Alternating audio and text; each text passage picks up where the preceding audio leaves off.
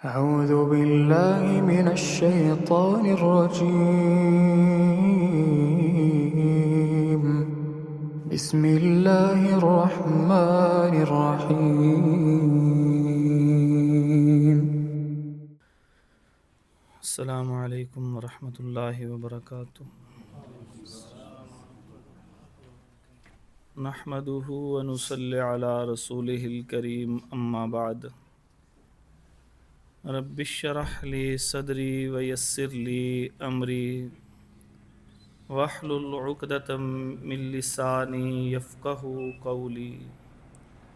اللہم تقبل منا صالح الاعمال وتجاوز عن سیئات اعمالنا۔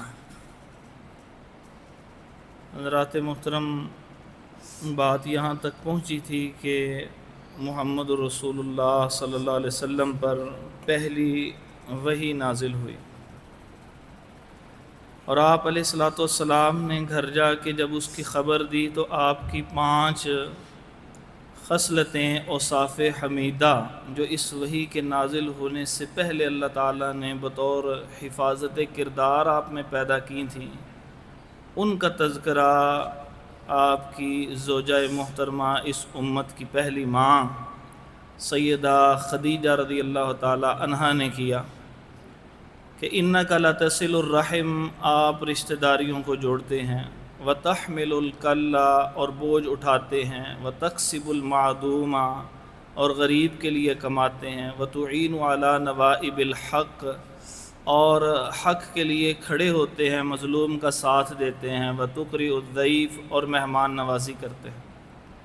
اس وجہ سے اللہ کی قسم اللہ تعالیٰ آپ کو ضائع نہیں کرے گا کہ جس میں یہ خصلتیں ہوں، اللہ تعالیٰ اس کو دنیا آخرت میں ہمیشہ عزتیں عطا فرماتا ہے۔ جب یہ معاملہ اللہ تبارک و تعالیٰ کی طرف سے پیش آیا اور وحی آ چکی ہے، اور وحی جب آتی ہے تو اس کا کام یہ ہوتا ہے کہ آگے پہنچانا۔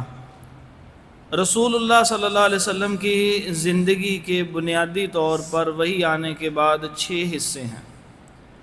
پہلا حصہ 3 سال تک محیط ہے۔ رسول اللہ صلی اللہ علیہ وسلم نے 3 سال تک خفیہ تبلیغ کی، جس اچھے اور صالح آدمی کو دیکھتے اسے سمجھاتے، اور وہ کلمہ پڑھ لیتا، پھر اگلے بندے کو سمجھاتے جس کے اندر سلیم الفطرت کیفیت دیکھتے تھے۔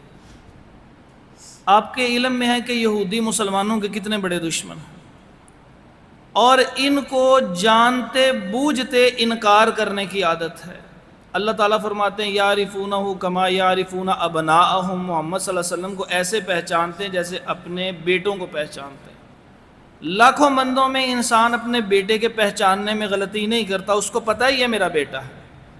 فرمایا اتنی واضح نشانیاں محمد رسول اللہ صلی اللہ علیہ وسلم کی آمد کی ان کی کتابوں میں ذکر کر دی گئی تھی، ہر نبی انہیں بتا کے گیا تھا، علاقہ پتہ تھا، قبلہ پتہ تھا، اوصاف پتہ تھے، جسمانی خصلتیں جیسے مہر نبوت پتہ تھا، اس کے باوجود یہ نہیں مانتے۔ تو یہ شروع سے لے کے اسی طرح آج تک دیکھ لیجئے کہ جو بھی اس وقت یہودیوں کا گڑھ ہے وہ بھی پوری دنیا سے ہٹ کے اپنے ہی کام کرتا ہے اور مسلمانوں کے شدید خلاف ہے۔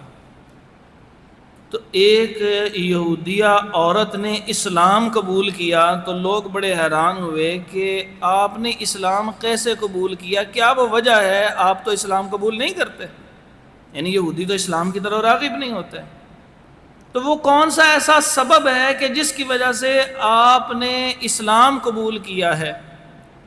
تو وہ کہنے لگی کہ میں نے یہ دیکھا ہے کہ محمد رسول اللہ صلی اللہ علیہ وسلم کی زندگی پڑھی تو ان سے سچا مجھے کوئی انسان نہیں ملا۔ کہا آپ کو کیسے پتہ لگا ان سے سچا انسان کوئی نہیں ہے؟ کوئی تو دنیاوی سبب ہوگا۔ کہنے لگی کہ 4 ایسے رشتے ہوتے ہیں کہ جن سے انسان اپنا آپ چھپا نہیں سکتا، ظاہر باطن ہر چیز ان کے سامنے ہوتی۔ آپ دنیا کے سامنے جتنے مرضی نیک بنتے پھریں، جیسا مرضی آپ اپنے اوپر گیٹ اپ طاری کر لیں، گفتگو کا انداز تبدیل کر لیں، لیکن گھر کے اندر بیوی کو سب کچھ پتہ ہوتا۔ اس کو پتہ ہوتا ہے کہ یہ حضرت کتنے پانی میں ہیں، لوگوں کے سامنے کیا ہیں اور اصل میں کیا ہیں۔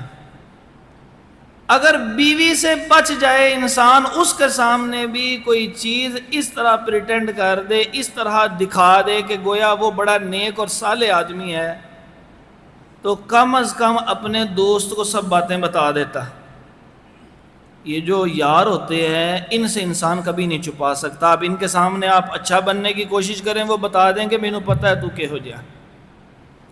اگر دوستوں سے بچا لیا جائے تو گھر کے بچے کو کم از کم معلوم ہوتا ہے، اس کو بچہ سمجھ کے سمجھتے ہیں کہ اس کو کیا پتہ، اس کے سامنے جو مرضی کہتے رہو۔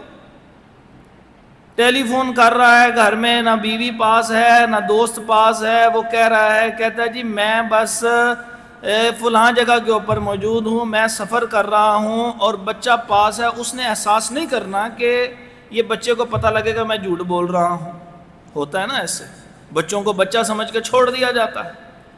اور اگر ان تین رشتوں کے سامنے گھر کے بچے، بیوی اور دوست کے سامنے بڑا ہی اچھا بنا رہے، تو کم از کم غلام اور جو ملازم ہوتا ہے اس کو پتہ ہوتا ہے کہ یہ حضرت کے اخلاقیات کیسے ہیں، یہ کتنا کو سچے ہیں، لوگوں کو کتنے کو ایسے باتیں کرتے ہیں کہ جو صرف اور صرف اپنے مفادات نکالنے کے لیے لارے لگاتے ہیں۔ کہنے لگی کہ بیوی، دوست، گھر کا بچہ اور غلام، اگر چاروں سب سے پہلے ایمان لانے والے ہیں تو اس سے سچی ہستی کوئی نہیں ہو سکتی۔ سب سے پہلے محمد رسول اللہ صلی اللہ علیہ وسلم پر مردوں عورتوں میں سے ایمان لانے والی عورت سیدہ خدیجہ رضی اللہ تعالیٰ عنہ تھی۔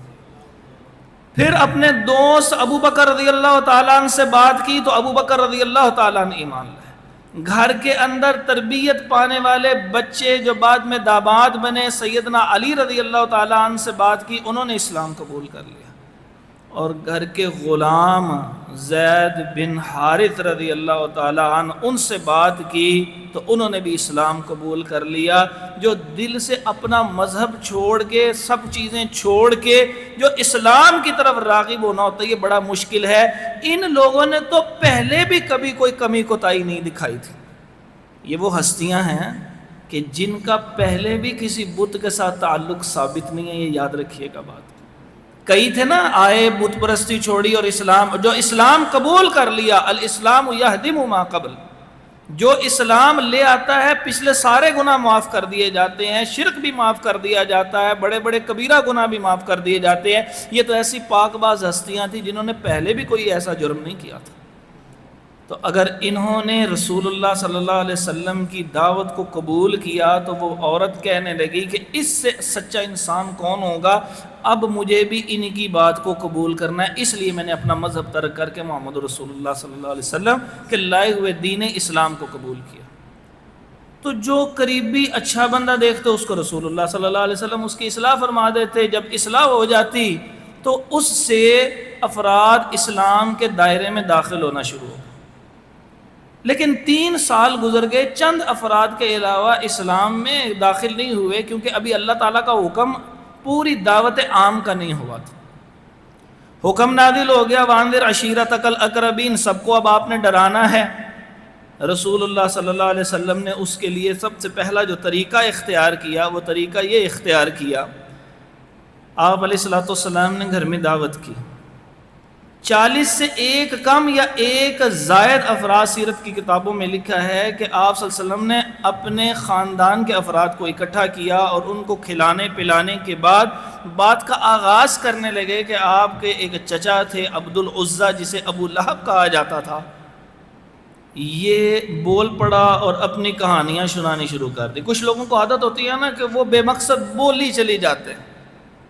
تو اب ایک گھر میں دعوت تھی، ایک مقصد تھا دعوت کا، کھلانے پلانے کے بعد جو دل نرم تھے، آپ صلی اللہ علیہ وسلم کا احترام وہ پہلے کرتے تھے، تو اب گھر کے والے کی بات سننے کا موقع ہے تو اس نے اپنی باتیں شروع کر دی۔ رسول اللہ صلی اللہ علیہ وسلم اتنے کریم النفس سے، آپ صلی اللہ علیہ وسلم نے وہ ساری باتیں انہیں دی اور وہ مجلس ختم ہو گئی کہ چلتی مجلس میں اتنی اہم بات جو ہے وہ توجہ سے لوگ نہیں سنیں گے کہ میں انہیں بتانے والا ہوں کہ تمہارے بت غلط ہیں اور ایک اللہ کی عبادت کی طرف آؤ۔ معلوم یہ ہوا کہ جب ہم سیرت پڑھ رہے تھے، ہم نے یہ طے کیا تھا جو رسول اللہ صلی اللہ علیہ وسلم کے حالات ہوں گے نا، ان سے ہم نے اپنی زندگی کی رہنمائی لینی۔ معلوم ہوا کہ اگر کوئی اہم اور ذی شان کام ہونا ہو، کوئی اہم بات کرنی ہو، تو اس کے لیے باقاعدہ طور پر وہی بات ہونی چاہیے تاکہ ذہن اسی بات کی طرف راغب ہو۔ چلتے چلتے اپنی اہم ترین بات دوسرے کو مت بتائیے، کیونکہ پھر اس کی اہمیت ختم ہو جاتی ہے۔ رسول اللہ صلی اللہ علیہ وسلم کا یہ طریقہ کار تھا۔ آپ علیہ الصلوۃ والسلام نے کچھ دن انتظار کیا، پھر دوبارہ انہی افراد کی دعوت کر دی۔ وہ گھر آئے، آپ نے کھانا کھلایا، اور کھانا کھلانے کے بعد رسول اللہ صلی اللہ علیہ وسلم نے اب بات شروع کی۔ لوگ سن رہے تھے، نبی علیہ الصلوۃ والسلام نے انہیں دین کی دعوت دی، ان کو بتایا کہ تمہارے یہ جو شرک ہے، بت پرستی ہے، تم نے کعبہ کے اندر بھی بت لگائے ہوئے ہیں، یہ کچھ بھی نہیں کر سکتے۔ ویسے بھی کامن سینس ہے، سوچنے والی بات ہے کہ اگر ایک بارش شروع ہو جائے تو جو بت اپنے آپ کو بارش کے قطروں سے نہ بچا سکے، وہ انسانوں کو ان کی مشکلات میں کیسے فائدہ دے سکتا؟ بت پڑا ہوا ہے اور وہ اپنے آپ کو بالکل بارش کے قطروں سے نہیں بچا سکتا، تو وہ انسانوں کی مدد کیا خاک کرے گا؟ یہی ابراہیم علیہ الصلوۃ والسلام نے اپنی قوم کو دعوت دی تھی۔ اب ان کی قوم کو سمجھ نہیں آئی، انہوں نے کہا کہ شاید ویسے ہی کوئی بات کر دی ہے، بڑی عزت کرتے تھے، اس لیے آپ کے خلاف نہیں ہوئے کیونکہ آپ نے چند لوگوں کی مجلس میں یہ بات کی۔ اب اللہ رب العزت کا حکم تھا کہ اب سب کو بتانا ہے، قریبیوں کو بتا دیا، قریبیوں کو بتانے کے بعد تمام انسانوں کو بتانا ہے جو وہاں موجود تھے۔ تو آپ نے دیکھا صفا مروہ کی پہاڑی، تو وہ جو مروہ کی پہاڑی ہے نا، اس جگہ سے تھوڑا سا ساتھ ایک اونچی پہاڑی تھی، اس کو جبل ابی قبیس کہتے تھے، جسے عرف عام میں ہم کہتے ہیں نا صفا پہ آپ صلی اللہ علیہ وسلم چڑھ گئے۔ تو وہ پورا ایسے سلسلہ سا تھا، اس کے اوپر نبی علیہ الصلوۃ والسلام کھڑے ہو گئے جا کے، اور آپ نے آواز دینی شروع کر دی، یا بنی فلاں، اے فلاں قبیلے والو، اے فلاں کے بیٹو، فلاں افراد آ جاؤ۔ آپ آواز دے رہے ہیں، آپ نے کبھی ایسے کسی کو ایسے آواز نہیں دی تھی۔ اب ایک بندے نے جس کی لوگ سارا معاشرہ عزت کر رہا ہے، ابھی 8 سال ہوئے ہیں اس بات کو کہ وہ حجر اسود کی جو تنصیب کا واقعہ تھا، بڑی عزت و احترام پورے معاشرے کے اندر آپ صلی اللہ علیہ وسلم کی تھی، خاندان پہلے ہی سردار خاندان تھا، تو جس نے کبھی کوئی ایسی بات نہ کی ہو، جب وہ آواز دے رہا ہو تو لوگ کہتے ہیں یار اس نے کبھی نہیں بلایا، کوئی بڑی اہم بات ہوگی۔ لوگ دوڑتے ہوئے چلے آئے، اور جب وہ اکٹھے ہو گئے تو نبی علیہ الصلوۃ والسلام نے پوچھا کیف وجدتمونی، تم نے مجھے کیسا پایا ہے؟ جو تبلیغ کرنے والا ہے، جو لوگوں کی اصلاح کرنے والا ہے، اگر اس کا اپنا کردار مناسب نہیں ہوگا تو یہ سنت رسول صلی اللہ علیہ وسلم سے ہٹ گئے۔ آپ علیہ الصلوۃ والسلام نے سب سے پہلے اپنا کردار پیش کیا، کیف وجدتمونی، تم نے مجھے کیسا پایا ہے؟ کیا ہم ایسے ہیں کہ ہم بڑے مجمع میں اپنے خاندان کے سامنے، دوستوں کے سامنے، عزیز و اقربا کے سامنے، عام افراد کے سامنے یہ کہہ سکیں کہ تم نے مجھے کیسا پایا ہے؟ رسول اللہ صلی اللہ علیہ وسلم کے کردار کی کیسی اللہ پاک نے حفاظت فرمائی ہے، پوچھ رہے تم نے مجھے کیسا پایا ہے؟ لَقَدْ لَبِثْتُ فِيكُمْ عُمُرًا مِّن قَبْلِي، اس سے پہلے ایک طویل عرصہ تم میں گزار چکا ہوں نا، کیسا پایا؟ کہنے لگے آپ صادق و امین ہیں، آپ نے کبھی جھوٹ نہیں بولا، آپ ایسے سچے ہیں، آپ نے کبھی خیانت نہیں کی، آپ ایسے ایماندار ہیں۔ کہنے لگے کہ اچھا یہ مجھے بتاؤ کہ اگر میں یہ کہوں کہ اس پہاڑی کی دوسری طرف سے کوئی لشکر تم پہ ابھی حملہ کرنے والا ہے، تم اس کو بھی مان لو گے؟ کہا جی ہم اس کو بھی مان لیں گے، جب آپ نے کبھی جھوٹ بولا نہیں ہے، خیر خواہی کے علاوہ کوئی کام نہیں کیا ہے، تو ہم اس کو مان لیں گے۔ کہنے لگے اچھا پھر میرے پہ اعتبار ہے تو سمجھ لو، قولوا لا الہ الا اللہ تفلحوا تملک العرب والعجم، لا الہ الا اللہ کہہ دو، تمام معبود جو تم نے اپنے ہاتھوں سے بنائے ہوئے ہیں ان کی نفی کر دو، یہ بت کچھ بھی نہیں کر سکتے، ایک اللہ کی عبادت کی طرف آ جاؤ، تفلحوا تم کامیاب ہو جاؤ گے، تملک العرب والعجم تم عرب و عجم کے سردار بن جاؤ گے۔ گویا جو توحید کے اوپر آ جاتا ہے اللہ تعالیٰ اس کو سرداری عطا فرما دیتے ہیں۔ سرداری کیا چیز ہوتی ہے؟ سرداری یہ ہوتی ہے، سربراہ وہ ہوتا ہے کہ وہ اپنی مرضی سے جواب دیتا ہے۔ میں آپ کو ایک بڑی دلچسپ سی بات بتاتا ہوں، آپ سب بھی ایک موقع پہ روزانہ سردار بنتے ہیں۔ سردار وہ ہوتا ہے نا اپنی مرضی سے، بادشاہ وہ ہوتا ہے جو اپنی مرضی سے جواب دیتا ہے۔ جب آپ اللہ کے سامنے ہاتھ باندھ کر کھڑے ہو جاتے ہیں، لوگ آپ کو آواز بھی دیتے رہیں، آپ کوئی جواب نہیں دیتے، کوئی مالک آ جائے، کوئی علاقے کا سربراہ آ جائے، کوئی کمشنر آ جائے، آپ نماز کے لیے اپنے رب کے سامنے ہاتھ باندھے کھڑے ہیں، وہ آپ کے پاس کھڑا رہے گا، آپ کو کچھ کہہ نہیں سکتا۔ اللہ کے سامنے غلامی اختیار کر لی، اللہ نے لوگوں کے سامنے آپ کو بادشاہ بنا دیا۔ کیسے؟ تملک العرب والعجم، تم لا الہ الا اللہ کہہ دو، عرب و عجم کے بادشاہ بنا دے گا اللہ تمہیں۔ وہ کہنے لگا، ابو لہب کھڑا ہو گیا، الہذا جمعتنا، اس مقصد کے لیے اکٹھا کیا ہے کہ ہم اپنے بتوں کو چھوڑ دیں؟ ہم تو ان کی عبادت کرتے ہیں، اور ان کی عبادت اس طرح کرتے ہیں کہ کچھ ان میں سے یہ سمجھتے تھے کہ یہ خدا ہیں، کچھ اس میں سے سمجھتے تھے کہ یہ خدا نہیں ہے بلکہ یہ خدا کے قریب کرنے کے ذریعے ہیں۔ تو آپ نے ہمیں اس لیے لہذا جماعتنا، اس مقصد کے لیے اکٹھا کیا کہ ہمارے سارے آبا و اجداد جتنے تھے وہ سارے کے سارے مشرک گزر گئے ہیں، یہ ہو گیا وہ ہو گیا ہے۔ اس نے ہائپ کریٹ کر دی، سارا مجمع خراب کر دیا۔ اور یہ وہ پہلی دعوت تھی کہ جو نبی علیہ السلام نے اہل مکہ کو دی۔ پہلے 3 سال خفیہ 6 طریقوں سے نبی صلی اللہ علیہ وسلم نے دعوت دی ہے، جن میں سے پہلے 3 سال خفیہ دعوت دی، سلیم الفطرت افراد کو سمجھاتے رہے۔ اگر کسی خاندان میں آپ دیکھتے ہیں کہ وہاں افراد کی بے دینی کی کیفیت غالب ہے، تو ان کے بچوں، ان کے بڑوں میں سے جو بڑے اچھے اور صالح افراد دیکھتے ہیں، ان کو دین کی ترغیب دینا شروع کریں۔ سب کو نہیں ابھی بتائیں۔ جب ان میں افراد پیدا ہو جائیں گے تو پھر وہ آپ کا ساتھ دیں گے۔ اس طرح چند 100 افراد پہلے سے آ چکے تھے، تو نبی علیہ السلام کو جب 3 سال بعد حکم ہوا کہ مکے والوں کو اب سمجھانا ہے، تو آپ نے اعلان کر دیا۔ جب اعلان کر دیا، لوگ آپ کے خلاف ہو گئے۔ وہی جو افراد رسول اللہ صلی اللہ علیہ وسلم کا احترام کیا کرتے تھے، وہی آپ کے مخالف ہو گئے۔ اب یہ مخالفت کا سبب کیا تھا؟ آپ صلی اللہ علیہ وسلم نے نہ ان سے کوئی پیسے لیے تھے، نہ آپ صلی اللہ علیہ وسلم نے ان کا کوئی بندہ مارا تھا، نہ آپ صلی اللہ علیہ وسلم نے ان کو کوئی برا لفظ ادا کیا تھا، نہ آپ کے خاندان نے کوئی ایسا کام کیا تھا۔ لوگ آپ کے دشمن کیوں ہوں گے؟ لوگ پوچھتے تھے کہ جو باہر سے آنے والا بندہ ہوتا اس کو کہتے نعوذ باللہ من ذالک اعاذنا اللہ من، یہ رسول اللہ صلی اللہ علیہ وسلم کے متعلق کہتے ہیں ان پہ جادو ہو گیا، انہیں سمجھ کچھ نہیں آتا نا اس پہ۔ وہ کہتے تم ان کو نبی کیوں نہیں مانتے؟ تو اہل مکہ کہا کرتے تھے ان کو نبی اس لیے نہیں مانتے، سب سے پہلی وجہ یہ ہے کہ یہ ہماری طرح زمین پہ چلتے پھرتے ہیں، کھاتے پیتے ہیں، ان کی شادی ہے، ان کی اولاد ہے۔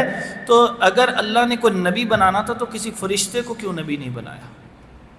بندہ پوچھے، فرشتوں کو تو انسان کے سامنے جھکا دیا تھا، اب اس جھکنے والی مخلوق کو سب کا سردار تو نہیں بنایا جا سکتا تھا۔ تو اللہ تعالیٰ نے انسانوں کی ہدایت کے لیے انہی میں سے رول ماڈل پیدا کرنا تھا، تو امام الانبیاء محمد رسول اللہ صلی اللہ علیہ وسلم کا چناؤ کر دیا۔ آپ صلی اللہ علیہ وسلم کا ایک نام مصطفیٰ ہے، نام سنا ہوا ہے نا آپ نے، اور ایک نام مجتبیٰ ہے۔ ان دونوں کا مطلب معلوم ہے، ان کا مطلب ہے چنیدہ، چنا ہوا۔ سب انسانوں میں سے اللہ تبارک و تعالیٰ نے آپ کو چن لیا تھا۔ یہ رسول اللہ صلی اللہ علیہ وسلم کی شان اقدس ہے۔ تو نبی علیہ السلام کی مخالفت میں انہوں نے پہلی دلیل دی، انہوں نے کہا یہ انسان ہے تو انسان کی ہم بات نہیں مانیں گے، حالانکہ اگر وہ بات مان لیتے تو مخلوقات میں انسان جیسا درجہ تو کسی کا نہیں تھا نا۔ تو جب انسان جیسا درجہ کسی کا نہیں تھا تو پھر انسان کو ہدایت کے لیے وہ مخلوق آنی چاہیے تھی جو انسان سے بڑی ہو یا انسان ہو۔ تو اللہ تبارک و تعالیٰ نے انسانوں کو اعلیٰ درجہ دیا تھا، اسی لیے ان میں منتخب کیا تھا۔ دوسری انہوں نے دلیل دی، وہ کہتے ہیں ہم آپ صلی اللہ علیہ وسلم کو نبی نہیں مانتے۔ اچھا، آپ اور میں اس زمانے میں ہوتے تو آپ اور میں آگے بڑھ کے حضور صلی اللہ علیہ وسلم کے ہاتھ نہ چوم لیتے؟ بتائیے کوئی ایسا ہے کہ جو آپ سے پیار نہ کرتا ہو؟ حیرانی نہیں ہوتی کہ وہ اتنے پیارے نبی، سب کا خیال رکھنے والے، سب کی ضروریات کو پورا کرنے والے، اخلاقیات والے، فیصلے کرنے والے، اتنے عزت و احترام والے نبی ہوں، لوگ ان کی بات نہیں مان رہے؟ تو اس کی وجہ کیا ہے؟ کبھی جاننے کی کوشش کی؟ پہلی وجہ آپ کے سامنے ذکر کر دی۔ دوسری وجہ یہ تھی، وہ کہتے تھے کہ اگر انسانوں میں سے نبی بنانا ہے تو پھر ہماری مرضی سے کیوں نبی نہیں بنا؟ کہا کیا تمہاری کیا مرضی ہے؟ وہ کہنے لگے مکہ اور طائف کی 2 بڑی وادیاں ہیں، قریتین عظیم، ان 2 بڑی وادیوں میں سے ہماری مرضی کے کسی سردار کو نبی بنا دیتا تو ہم بات مان لیتے۔ یہ کیا بات ہوئی کہ مالی اعتبار سے جو کم تر ہے، نعوذ باللہ من ذالک، تو اس کو اللہ تعالیٰ نے نبی بنا دیا. ان کو یہ سمجھ نہیں آئی کہ اللہ تبارک و تعالیٰ کے ہاں معیار مال نہیں ہے. اگر مال معیار ہوتا تو قارون کو رب خزانے نہ دیتا. دنیا کی حیثیت کیا ہے اللہ کے سامنے؟ آپ کو پتہ ہے یہ دنیا کی حیثیت کیا ہے؟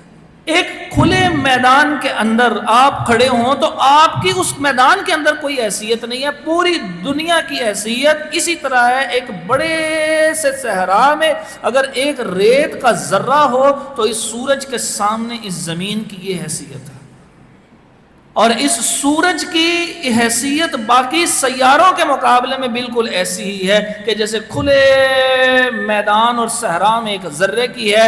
اور اس پورے آسمان سے بڑا آسمان دوسرا، پھر تیسرا، پھر چوتھا، پانچواں، چھٹا، ساتواں آسمان. وسع کرسیہ السماوات والارض، رب کی کرسی نے اس سب کو گھیرے ہوا ہے. پھر اللہ کا عرش ہے اور پھر اللہ ہے. پھر اس کے لیے یہ زمین کی حیثیت کیا ہے؟ کسی انسان کو کبھی پوری دنیا تو دی نہیں اللہ تعالیٰ نے. تو ان کا یہ تصور کرنا کہ اگر کوئی نبی بنانا تھا تو کسی بڑے مالدار کو نبی کیوں نہیں بنایا، تو انہوں نے رب کو اصل میں پہچانا نہیں. اللہ کے ہاں اس کی حیثیت کوئی نہیں ہے. مچھر کے پر کے برابر اس دنیا کی حیثیت ہوتی تو اللہ تعالیٰ کسی کافر کو پانی کا ایک گھونٹ نہ دیتا. جنت کی حیثیت ہے، اسی لیے جنت میں کوئی کافر داخل نہیں ہوگا. اس لیے ان کا یہ اعتراض باطل تھا. وہ کہتے تھے امیر آدمی ہو، سردار ہو، ہماری مرضی سے ہو. پھر تیسرا کہنے لگے اگر یہ نبی ہیں تو دو کام کیوں نہیں کر لیتے؟ ایک یہ ہو کہ اگر یہ نبی ہیں تو ہماری ساتھ والی کسی وادی کی طرف اشارہ کریں اور یہ ساری کی ساری سونے کی وادی ہو جائے تاکہ ہم امیر ہو جائیں. اور اگر یہ نبی ہیں تو جب یہ چل رہے ہوں تو ان کے دائیں بائیں باڈی گارڈ کے طور پر فرشتے کیوں نہیں ساتھ چلتے؟ ان کے کہنے پہ مردے کلام کیوں نہیں کرتے؟ معجزات دکھائیے. ان کو معلوم ہی نہیں کہ معجزہ جو ہوتا ہے وہ ہر نبی کو جو عطا کیا گیا ہے، محمد رسول اللہ صلی اللہ علیہ وسلم کو اس سے بڑا معجزہ عطا کیا گیا. یہیں پہ بات کو ختم کرنے لگا ہوں، بڑا عام نقطہ، اس کو سمجھیے گا. وہ کہتے تھے پہلے جو نبی گزرے ہیں، ہم نے سنا ہے صالح علیہ السلام کی قوم نے جب سوال کیا تو وہ پہاڑ پھٹا اور ایک اونٹنی باہر آ گئی. پہاڑ کا پھٹنا اور اونٹنی کا باہر آ جانا کتنا بڑا معجزہ ہے. حضرت موسیٰ علیہ السلام نبی گزرے تھے، وہ ایک لاٹھی کو پھینکتے ہیں تو وہ سانپ بن جاتا ہے، اس سانپ کو پکڑتے ہیں تو وہ لاٹھی بن جاتی ہے، اس لاٹھی کو پتھر پہ مارتے ہیں تو 12 چشمے پھوٹ پڑتے ہیں، اسی کو پانی پہ مارتے ہیں تو اللہ رب العزت رستے بنا دیتا ہے. لاٹھی ایک ہے، یہ سارے کام ہو رہے ہیں. ابراہیم علیہ السلام نبی تھے، جب ان کو پھینکا گیا آگ میں تو آگ ٹھنڈی ہو گئی، خوشگوار ٹھنڈک والی آگ ہو گئی. حضرت عیسیٰ علیہ السلام کسی مردے کو کہہ دیتے کم بإذن اللہ، اللہ کے حکم سے زندہ ہو جا تو وہ زندہ ہو جاتا. یہ محمد صلی اللہ علیہ وسلم اگر نبی ہیں تو ان کے پاس کیا معجزہ ہے؟ آپ نے کبھی اس بارے میں سوچا؟ یہ انہوں نے اعتراض کر دیا.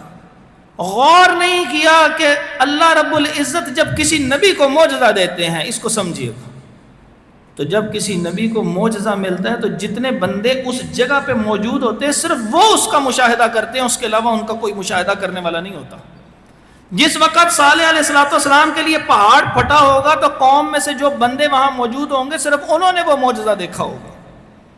جس وقت موسیٰ علیہ السلام نے لاٹھی کو پھینکا تھا اور تمام افراد وہاں موجود تھے تو جن افراد کی نظر اس لاٹھی پہ پڑی وہ سانپ میں تبدیل ہو رہا تھا، تو صرف ان افراد نے اس کو دیکھا. تو جو دیکھتا ہے اس کا ایمان بڑھتا ہے. جو ابراہیم علیہ السلام کو جنہوں نے آگ میں گرتے دیکھا اور آگ ٹھنڈی ہو گئی تھی، جنہوں نے دیکھا ان کا ایمان بڑھ سکتا تھا. عیسیٰ علیہ السلام جب کسی مردے کو کہتے تھے تو بستی کے ارد گرد جو افراد نے مشاہدہ کیا مردہ زندہ ہوا ہے تو صرف ان افراد کا ایمان مضبوط ہوا. وہ لوگوں کو بتاتے اور لوگ مان لیتے. اللہ تبارک و تعالی نے محمد رسول اللہ صلی اللہ علیہ وسلم کو ایسا معجزہ دیا. جب نبی سب سے اعلیٰ تھے تو معجزہ سب سے اعلیٰ ہونا چاہیے تھا. اللہ تبارک و تعالی نے قرآن کی شکل میں معجزہ دے دیا. ایسا معجزہ کہ یہ قرآن میں تبدیلی کوئی نہیں ہو سکتی. ایسا معجزہ 20 مرتبہ ترجمہ تفسیر بھی آتی ہو، پھر 21ویں مرتبہ جس وقت قرآن پڑھیں گے تو لذت اور حلاوت محسوس ہونی شروع ہو جائے گی. 9ویں کا سلیبس 10ویں میں آ جائے بچے خوش ہو جائیں گے، 10ویں کا وہی 9ویں کا 11ویں اور 12ویں میں آ جائے بچے اور خوش ہوں گے. اگر وہ میڈیکل کالج یا انجینئرنگ میں چلے جائیں وہی 9ویں کا سلیبس پڑھنا پڑے وہ چھوڑ دیں گے تعلیم کو. وہ کہیں گے اس کی افادیت کیا ہے، یہ تو پڑھ چکے ہیں. قرآن بچپن سے پڑھتے آ رہے ہیں، موت کی دیوار تک پڑھتے جاتے ہیں، ہر دفعہ نیا لطف دیتے ہیں. یہ معجزہ نہیں ہے تو اور کیا؟ یہ معجزہ ہی ہے حضرات محترم. لیکن ہم نے اس معجزے کو، جس معجزے کو رب نے ہمارے سینے کے اندر محفوظ کر دیا، جس معجزے کو رب تعالیٰ نے ہر بندے کے ہاتھ میں پہنچا دیا کہ اگر صالح علیہ السلام کے زمانے میں ہوتے تو ہو سکتا ہمیں دیکھنے کو نہ ملتا یا ہماری نسلوں کو نہ ملتا. وہ تو ایک ہی دفعہ ہوا تھا. موسیٰ علیہ السلام نے ایک ہی دفعہ مارا تھا نا پانی کے اوپر، تو وہ راستہ بن گیا. جن افراد نے نہیں دیکھ سکے ان کی نسلوں نے صرف سن کے یقین کیا تھا. تو معجزہ وہ ہوتا اچھا کہ جو ہر بندہ دیکھ سکتا، محسوس کر سکتا. اللہ تعالیٰ نے اس امت پہ ایسی شفقت کی، ایسے نبی عطا کیے، نبی کو ایسا معجزہ دے دیا کہ ہر بندے کے ہاتھ میں وہ سب سے بڑا معجزہ موجود. تو ہم نے اس معجزے کی قدر نہیں کی. ایک حدیث آخر میں سناتا ہوں، پھر انشاءاللہ سیرت کی بات اگلے درس میں کر دوں گا. رسول اللہ صلی اللہ علیہ وسلم نے ارشاد فرمایا کہ قیامت سے پہلے علم چلا جائے گا. بڑی مختصر حدیث ہے، مجھے پتہ ہے 3-4 منٹ زائد ہو گئے، معذرت چاہتا ہوں. کہنے لگے کہ جس وقت علم چلا جائے گا قیامت اس وقت قائم ہوگی. تو ایک صحابی تھے، وہ حیران ہو کے کہنے لگے، کہتے ہیں اللہ کے نبی صلی اللہ علیہ وسلم ہم نے آپ سے قرآن پڑھا. ان کو پتہ تھا علم سے مراد قرآن ہے. کہتے ہیں ہم نے آپ سے قرآن پڑھا اور ہم اپنے بچوں کو قرآن پڑھا رہے ہیں، اور ہمارے بچے الی یوم القیامہ اپنی نسلوں کو قیامت تک قرآن پڑھاتے رہیں گے. علم کیسے جائے گا؟ بات سمجھ گئے؟ علم کیسے جائے گا کہ ہم نے آپ سے پڑھا، ہم اپنے بچوں کو پڑھا رہے ہیں، ہمارے بچے اپنے بچوں کو پڑھائیں گے الی یوم القیامہ، قیامت تک ایسے ہی چلتا رہے گا. تو علم کیسے ختم ہو جائے گا؟ نبی علیہ السلام نے صحابی کا نام زیاد تھا. کہنے لگے میں تو تمہیں مدینہ کا سمجھدار ترین افراد میں سے سمجھتا تھا، زیاد یہ کیسی بات کر دی ہے تم نے؟ تیری ماں تجھے گم پائے، یہ جملہ کیا بول دیا ہے؟ وہ شرمندہ ہو گئے، پتہ نہیں کیا بات ہو گئی ہے، میں نے سوال کیا ہے. تو نبی علیہ السلام نے فرمایا کہ معلوم نہیں ہے کہ یہودی اور عیسائی یقرؤون التوراۃ والانجیل، وہ تورات اور انجیل کو تو پڑھتے ہیں لیکن ان کو پتہ نہیں ہے کہ اس کے اندر کیا ہے. آج قرآن مسلمان بھی پڑھتے ہیں، انہیں پتہ نہیں ہے قرآن میں کیا ہے. اس کو کہتے ہیں علم کا چلا جانا. معجزہ گھر میں موجود ہے. رمضان کا رمضان اس معجزے کو کھول کے دیکھتے ہیں اور اوپر سے دیکھ کے پڑھنے کی نیکیاں حاصل کر لیتے ہیں، سمجھتے نہیں ہیں. آپ اور میں ارادہ کریں انشاءاللہ روز 1 یا 2 رکوع ترجمے کے ساتھ پڑھیں گے. انشاءاللہ پڑھیں گے، اس معجزے کو پڑھیں گے کہ نہیں پڑھیں گے؟ اگر آپ کو موسیٰ علیہ السلام کی وہ لاٹھی دے دی جاتی، آپ اس کو قبول کرتے؟ اللہ کی قسم اس لاٹھی سے بڑا معجزہ یہ قرآن ہے. وہ لاٹھی مخلوق تھی، یہ اللہ کا کلام ہے. کہاں مخلوق، کہاں اللہ کا کلام. اللہ رب العزت ہمیں سمجھنے کی توفیق عطا فرمائے. جو پیغام محمد رسول اللہ صلی اللہ علیہ وسلم لے کے آئے ہیں قرآن کی شکل میں، وہ پیغام ہمارے سینوں میں اتر جائے. اللہ رب العزت ہمیں اس کی عافیت سے توفیق عطا فرمائے، ہم اس کے اوپر عمل کریں، لوگوں کو سمجھائیں، سمجھیں، ہماری نسلوں پہ اللہ رب العزت رحم فرما دے. اقول قولی ھذا استغفر اللہ لی ولکم ولجمیع المسلمین. بارک اللہ فیکم.